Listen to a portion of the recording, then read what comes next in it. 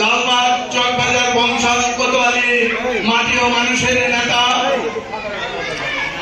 সাবেক তুখোর ছাত্র নেতা, বর্তমানে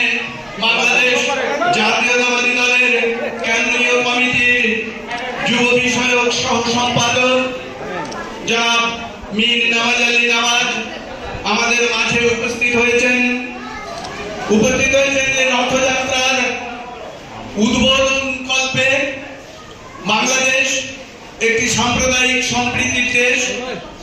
এই সম্প্রীতির রক্ষার্থে এবং আমাদের বাংলাদেশের সনাতন ধর্মাবলম্বীদের প্রতিটি উৎসবের পাশে থাকতে আমাদের মাঝে আমাদের নেতা উপস্থিত হয়েছেন। আমরা তাকে আমাদের এই লালবাগের সমস্ত সনাতন ধর্মাবলম্বীদের পক্ষ থেকে রথযাত্রার শুভেচ্ছা জানাই।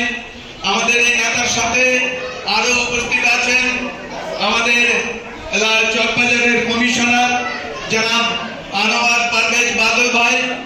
উপস্থিত আছেন ইকবাল হোসেন স্বপন এবং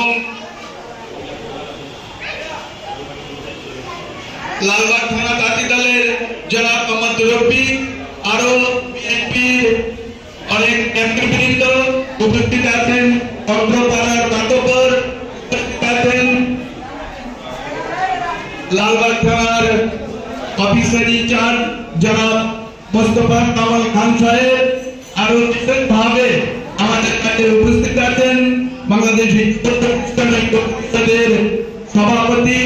শ্রী বিদ্যুৎ কুমার সুজন, উপস্থিত আছেন অগ্রপাড়ার লালবাগ যুব মিত্র সংঘের সভাপতি শ্রী রতন কুমার দাস,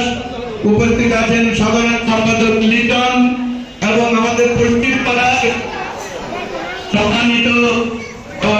পঞ্চায়েতের সম্মানিত সভাপতি